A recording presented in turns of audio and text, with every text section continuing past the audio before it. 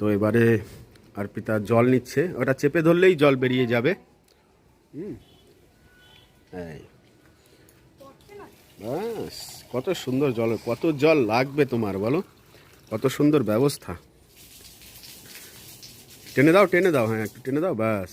এই তো দেখেছো, সব ব্যবস্থা আছে। বাহ, তো মন্দিরের পরিবেশ কি সুন্দর, বাহ, যেন একদম তুমি কৈলাসে চলে এসেছো, এরকম পরিবেশ না, তাই না?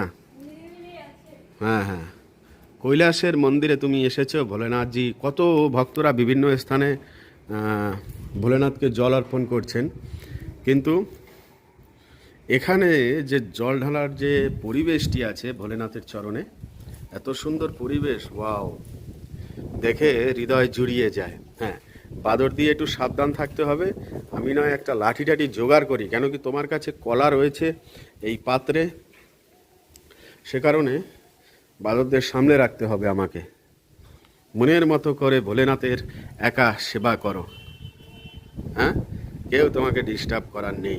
এত সুন্দর সুযোগ, কেন কি এমনিতে মন্দিরে গেলে পরে বিভিন্ন স্থানে অনেক